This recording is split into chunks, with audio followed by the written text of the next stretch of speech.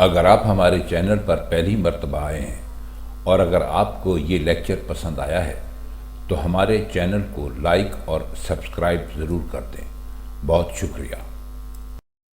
السلام علیکم خواتین و حضرات، ہم آج کل مرزا غالب کی غزل پڑھ رہے ہیں،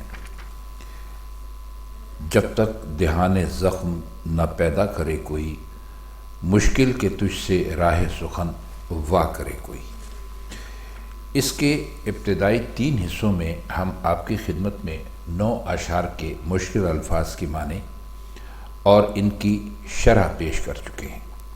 آج اس کا آخری حصہ ہے، یعنی پارٹ نمبر 4، اور اس کے 3 بقیہ اشعار یعنی شعر نمبر 10، 11 اور 12 ہم ان کے مشکل الفاظ کے معنی اور مطلب سمجھنے کی کوشش کریں گے۔ تو شعر نمبر 10 ہے وحشت طبیعت ایجاد یاس خیز، یہ درد وہ نہیں ہے کہ پیدا کرے کوئی۔ اس میں لفظ وحشت آپ جانتے ہیں، اس کے معنی کیا ہوتے ہیں؟ ایک طرح کی دیوانگی آپ اس کو کہہ سکتے ہیں۔ ایجاد کا مطلب ہوتا ہے کوئی نئی چیز بنانا، یاس خیز کا مطلب ہوتا ہے مایوسی پیدا کرنے والی چیز۔ ہم آپ کو یہ بتلا دیں، اگر آپ علیحدہ علیحدہ معنی کرتے ہیں تو یاس کے بہت سارے معنی ہوتے ہیں۔ یاس کا نا امیدی، مایوسی، اداسی، حسرت، خوف، دھڑکا، اندیشہ وغیرہ وغیرہ، تو اس کے بہت سارے معنی ہو سکتے ہیں۔ لیکن یہاں مرزا غالب نے اس لفظ کو کیوں استعمال کیا ہے، اب آگے چل کر ہم اس پر بات کریں گے۔ وہ اصل میں اپنے شعر میں یہ کہہ رہے ہیں کہ کوئی نئی چیز بنانا، کوئی نئے اپج سے کام کرنا، یہ فطرت ہی ایک وحشی فطرت ہوتی ہے۔ مطلب یہ کہ جو لوگ اپنی فطرت میں، اپنی طبیعت میں جدت اور ایک نئی چیز ایجاد کرنے کا ایک خاص طریقہ یا خاص جوہر لے کر دنیا میں آتے ہیں، وہ بنائی ہوئی کسی لائن پر چلنا پسند نہیں کرتے، یعنی وہ اپنا ایک الگ راستہ دریافت کرتے ہیں۔ اب اس کی مثال آپ سائنس سے لے لیجئے کہ کسی سائنسدان نے سوچا کہ مٹی کے تیل کا یا سرسوں کے تیل کا دیا جلانے کی جگہ کچھ ایسی چیز ہونا چاہیے کہ جس کی روشنی بھی زیادہ ہو اور جو گندگی بھی پیدا نہ کرے، تو اس نے بلب ایجاد کر دیا۔ اسی طرح کسی نے سوچا کہ بھائی زمین پر جب ریل یا ٹرین چلتی ہے تو بہت زیادہ فاصلہ لگتا ہے، تو ہمیں ہوا میں اڑ کر جانا چاہیے، تو اس نے ہوائی جہاز ایجاد کر دیا۔ مقصد کہنے کا یہ ہے کہ نئی سے نئی چیز جب انسان کرنے کی کوشش کرتا ہے تو وہ اپنے ساتھ چلنے والے جو انسان، کوئی خاص انسان، اپنے ساتھ چلنے والے جو لوگ ہیں ان سے ایک الگ راستہ اختیار کرتا ہے، اور وہ اس طریقے کی یا اس ضابطے کی پابندی نہیں کرتا جو عام لوگ کرتے ہیں۔ تو وہ کہتے ہیں کہ اگر وہ ایسا کرنے لگے تو کوئی نئی چیز کیسے پیدا ہو سکتی ہے، اور پھر دنیا نئی چیز کو آسانی سے قبول بھی نہیں کرتی، تو اس سے ایک طرح کی یہ یاس خیزی ہوتی ہے، یعنی ایک طرح کی مایوسی پیدا ہوتی۔ لیکن جن لوگوں کی فطرت میں اعلیٰ جوہر موجود ہوتے ہیں، یعنی جس کا ذکر ابھی ہم آپ سے کر چکے ہیں، وہ دنیا کے کسی چیز کو قبول کرنے یا نا قبول کرنے کی ان کو کوئی پرواہ نہیں ہوتی۔ وہ اپنے راستے چلتے رہتے ہیں اور کوئی نہ کوئی نئی چیز ایجاد کرنے کی فکر میں رہتے ہیں، اور اس سے وہ باز نہیں رہ سکتے۔ آپ یہ بھی کہہ سکتے ہیں کہ جو جدت ہے، یعنی جو نئی چیز پیدا کرنا ہے، وہ ایک طرح کا درد ہے، اور کوئی بھی بہت ہی اعلیٰ دماغ کا آدمی، انسان، اس سے باز نہیں رہ سکتا۔ اور کہتے ہیں کہ یہ بھی ہوتا ہے کہ نئی چیز پیدا کر کے اپنے آپ کو مایوسی کا تختہ مشق بنانا ایک درد ہے اور ایک دکھ ہے، لیکن جو لوگ ایک خاص جوہر لے کر آتے ہیں، جیسے کہ ہم نے آپ سے پہلے ہی بتایا، وہ اس قسم کے درد پیدا کرنے میں ان کو کوئی تکلف نہیں ہوتا۔ اگر شعر کو بہت ہی مختصر کر کے آپ سمجھیں تو مرزا غالب نے یہ بتایا ہے کہ جو لوگ کسی نئے کام کو شروع کرتے ہیں تو ایک تو اس کام میں ظاہر ہے کہ جب آپ پہلی مرتبہ کوئی کام شروع کرتے ہیں تو اس میں آپ کو ناکامی ہوتی ہے، اور اس سے آپ کو ایک طرح کی یاس، آپ کی طبیعت میں نا امیدی پیدا ہوتی ہے۔ لیکن وہ دنیا کے ساتھ چلنے والے نہیں بلکہ دنیا سے ایک علیحدہ راستہ اختیار کرنے والے لوگ ہوتے ہیں، تو وہ اس سے باز نہیں آتے۔ تو وہ کہتے ہیں کہ ایسا نہیں ہے، یہ درد وہ نہیں ہے کہ ہر کوئی اس کو پیدا کر لے۔ یعنی جب آپ کوئی چیز بنانے کے لیے جت جاتے ہیں اور تو وہ چیز آپ سے نہیں بنتی، ایک دفعہ نہیں، دو دفعہ نہیں، 100 مرتبہ نہیں۔ ہم اور آپ بہت ساری ایسی مثالیں جانتے ہیں ایسے سائنسدانوں کے بارے میں کہ جنہوں نے کوئی چیز ایجاد کرنے کی کوشش کی، اس میں وہ ناکام ہو گئے، لیکن وہ برسا برس لگے ہی رہے، اس میں کوشش کرتے رہے اور بالآخر وہ کامیاب ہو گئے۔ تو جو یاس خیزی کی انہوں نے بات کی ہے، وہ ایک تجربہ ناکام ہونے کے بعد دوسرا تجربہ اور پھر تیسرا تجربہ، اور ان کے بھی ناکام ہونے کے بعد جو ناکامی کا جو دکھ اور درد پیدا ہوتا ہے، اس سے لڑنے کی طاقت رکھنے والے لوگ ہوتے ہیں۔ تو کہتے ہیں کہ یہ درد وہ نہیں ہے کہ اس کو ہر کوئی پیدا کر لے، کیونکہ جب کوئی انسان ایک اس ڈگر پر چلتا رہتا ہے جس ڈگر پر کہ عام انسان دنیا میں چلتے ہیں، تو اس کو کسی مسئلے کا، کسی پریشانی کا کوئی سامنا نہیں ہوتا۔ لیکن وہی انسان اگر اس ڈگر کو چھوڑ کر نئی ڈگر پر چلتا ہے تو اس کو شروع میں پریشانیاں بھی ہوتی ہیں، نا امیدیاں بھی ہوتی ہیں، لوگوں کی باتیں بھی سننا پڑتی ہیں، اور اس کے دل میں جو درد پیدا ہوتا ہے وہ اپنی جگہ الگ ہے۔ تو وہ کہتے ہیں کہ یہ درد صرف باہمت لوگ اپنے اندر، اپنے دل کے اندر پیدا کر سکتے ہیں۔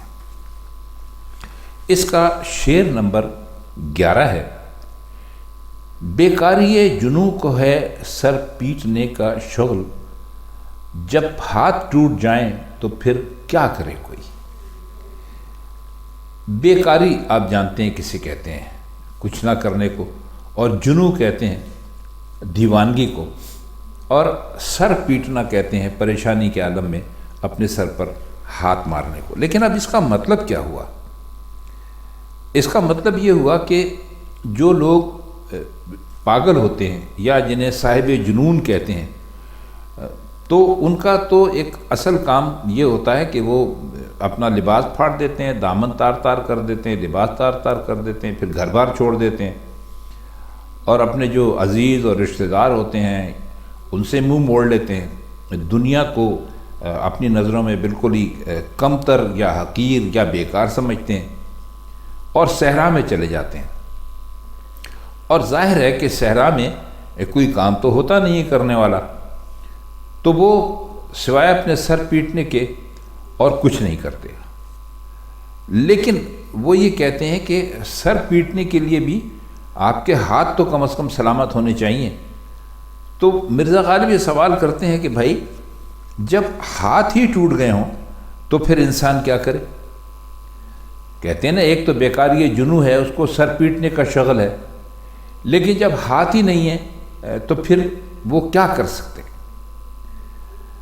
کہنے کا ان کے مقصد اس شعر میں یہ ہے کہ آپ اگر کسی کام میں جٹے ہوئے ہیں اور اس کام کو کرنے کی پوری کوشش کر رہے ہیں، لیکن اس کام کو کرنے کے سارے راستے بند ہو جاتے ہیں، تو اس کی مثال بالکل ایسے ہی ہے جیسے کہ کوئی پاگل، دیوانہ، وحشی کسی صحرا کی طرف نکل جائے جہاں اس کے کرنے کے لیے کوئی کام نہ ہو سوائے سر پیٹنے کے۔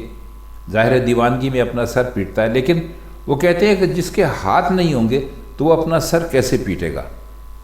مطلب یہ کہ شعر ایک ایسی کیفیت میں کہا گیا ہے کہ جب کسی انسان پر ہر طرف سے سارے راستے بند ہو جاتے ہیں اور اس کو اپنا مسئلہ حل کرنے کے لیے کوئی بھی راستہ دکھائی نہیں دیتا۔ آئیے اب اس کا آخری شعر دیکھتے ہیں۔ حسن فروغ شمع سخن دور ہے اسد، پہلے دل گداختہ پیدا کرے کوئی۔ اب اس میں حسن کا لفظ آپ بہت اچھی طرح جانتے ہیں اس کا کیا مطلب ہوتا ہے۔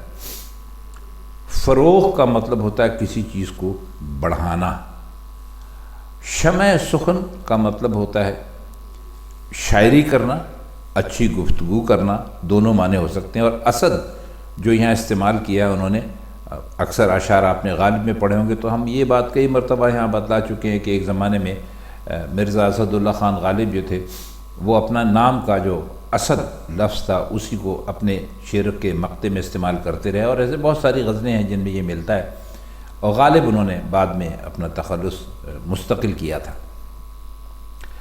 گداختہ کا مطلب ہوتا ہے نرم، پہلے دل گداختہ پیدا کرے کوئی، یعنی پہلے ایک نرم دل انسان کے پاس ہونا چاہیے۔ اب اس شعر کا مطلب کیا ہوا؟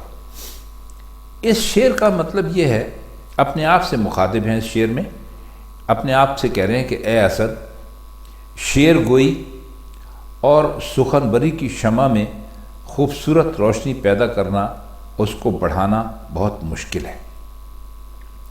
اس کے لیے ایک بہت لمبی فرصت کی ضرورت ہے، اور یہ بھی بہت ضرورت ہے اس بات کی کہ جو شخص ایسی روشنی چاہتا ہو وہ پہلے سے پگھلا ہوا دل پیدا کرے، یعنی نرم دل پیدا کرے۔ ابھی آپ کو ہم نے بتایا ہے،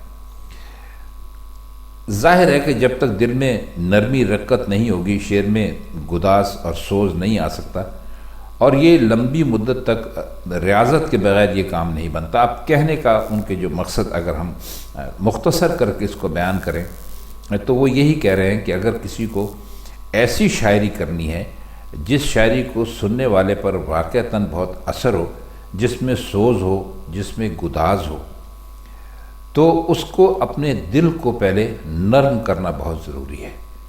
یعنی اگر کسی کا دل بہت سخت ہے اور وہ چاہتا ہے کہ وہ بہت خوبصورت شاعری کرے، ایسی شاعری کرے کہ جو لوگوں کے دلوں پر اثر کرے، تو پہلے اس کو اپنے دل کو نرم کرنا ضروری ہے، اپنے دل کو پگھلانا ضروری ہے۔ مطلب وہی ہے کہ جو بات ایسی علامہ اقبال نے جو کہا تھا کہ دل سے جو بات نکلتی ہے اثر رکھتی ہے، تو وہ ایسا ہی تھا کہ وہ دل جو کہ نرم نہیں ہوگا، جو کہ بہت سخت ہوگا، وہ ایسی شاعری نہیں کر سکتا جس کو سننے والے، جس کا بہت ہی زیادہ اثر لیں، اور یہ کام ایسے نہیں ہوتا۔ اس کے لیے بہت مدت تک انسان کو کوشش کرنی پڑتی ہے۔